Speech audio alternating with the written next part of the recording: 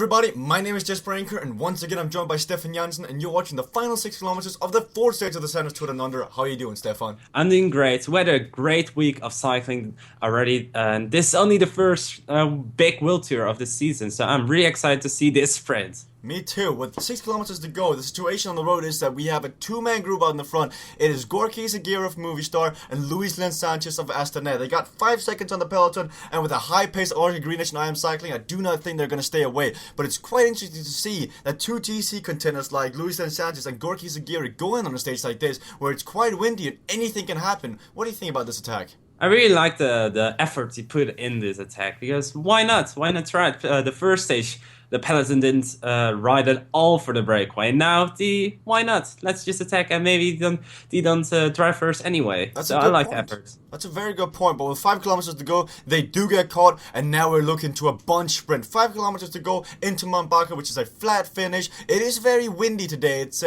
tailwind, it looks to be. So we're going to have a fast finish. We're going to go with about 60 to 70 kilometers in the final sprint. So we're looking to be positioning right now, because everybody's going to be fast in today's sprint. With a tailwind, speed doesn't really matter. What does matter is positioning. So look at this. We got I Am Cycling and Anker is just trying to get the pace as high as possible to keep all the other sprinters out of the way. They do not want to have them have a chance to move up in the peloton. That's why you're seeing Chenkov on the left side just sitting there already, because they know the pace is going to get higher and they won't do anything. But Stefan, who are you looking to win today's stage?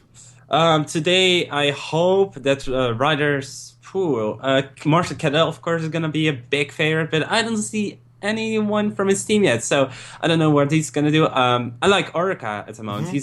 They are sitting with their whole team in the front, and I think that they are gonna destroy the sprints. They're looking very good, but I saw Bonifacio and the rest of Team Lamprey just moving up. I mentioned this young sprinter before in stage 2, and he could do something in today's stage. He's gotten top 10 consistently, and I think Bonifacio with the right lead-out train, he could do something. But look at this. Yesterday's winner, Rohan Dennis, wearing number 7 on BMC in the Anker jersey, being focused on right now. The man just was brilliant yesterday. He came out of nowhere, he won the stage, he won the Anker jersey.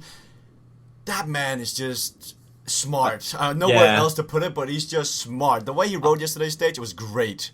I really like that. Yesterday he came out of nothing, and I also like that Cadel Evans didn't do anything, because I think that was not planned at all. And Cadel Evans could have just said, "Hell no, I'm going to get you back." It's weird, but that happens with Lance Armstrong and Contador in the Tour de France 2010 or something. When they're fighting each other, that's true. Yeah.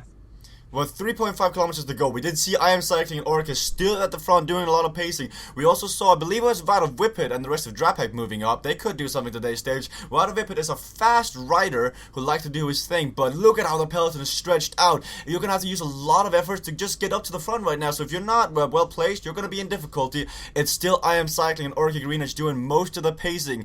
It's not been Daryl Impey's tour so far. He's done fine, he's got second, he's in the perfect position to take the points classification with another stage win today or another top 3 finish. Do you think Daryl Impey can get a top 3 finish today?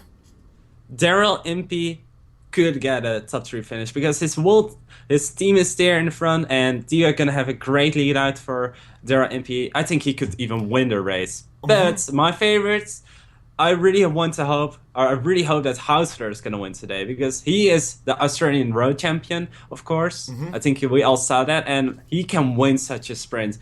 But who do you think is then going to win?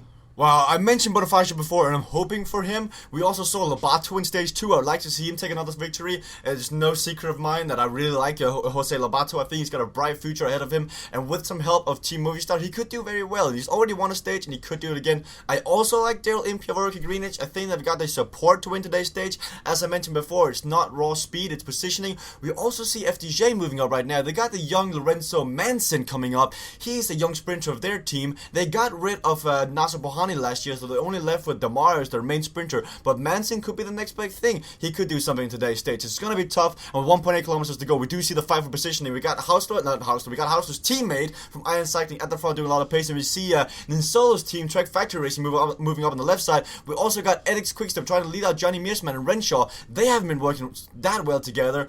And we also see Drapek moving on the left. Yeah, they are sitting really nice. Not in the front already. They are still not having a lot of energy. I didn't see them pace at all.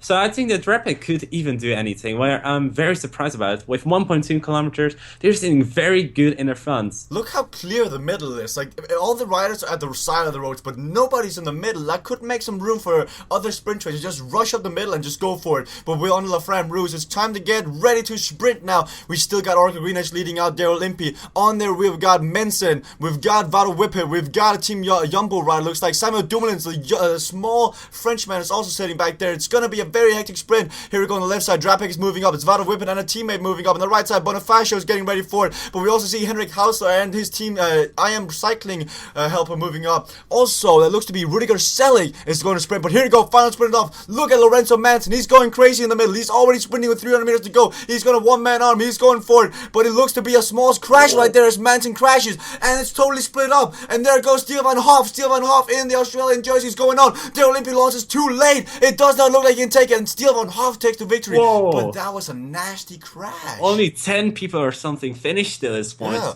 How much people crashed? Wow. Look at this. That crash took so many contenders out of competition. They couldn't do anything. They got caught behind Lorenzo Mensen. And as I said, Mensen looked to be a one-man army. He was juggling from side to side. He was going crazy. He really wanted it. He had the eager of a young stallion. And it just didn't turn out as well. This reminds you of Mark Cavendish in the first day to the Tour de France last year when he was just so ready to get the yellow jersey and he crashed into Simon Gerrans. For me, this reminds me of the Eneco Tour with Steve going to the hospital and he had like a broken collar. What did he? Yeah, it was a broken collarbone. Yeah, it was a broken collarbone. Look and at Kevin this Hayes is looking even. also Kennedy Hayes. really bad. That is Kennedy Hayes. Look at that. Look at the road rash on his right butt. That looked bad. That is bad. Rohan Dennis looks to be fine. He's crossing the line here. But this looks to be painful. We're going to have to see how many riders are going to survive today's stage. But here's the overhead view of the final sprint. Vado Whippet is looking very good on the left side. And so is Jenny Meersman and Renshaw. What happened to those guys? How did they not win the stage? But pay attention to where Steel Van Hoff comes from. He's sitting on Rudiger Selig's wheel right now. And he's moving up. He moves on to Vado Whippet. He sees Vado Whippet is opening the sprint way too early. And he moves in the very last second. That is just bad. I'd also like to point out that Daryl Impey was placed very poorly by Matthew Heyman. He lost the final wheel of Matthew Heyman, and then Matthew Heyman blocked him, and then Impey just didn't have the acceleration to pass Steel Van Hoff. So Steel Van Hoff takes stage 4 in Mount Barker in the 4th stage of the Santos Tour Down Under. Thank you guys very much for watching. Please leave a like, please leave a comment, and come back tomorrow for the Valonga Hill stage.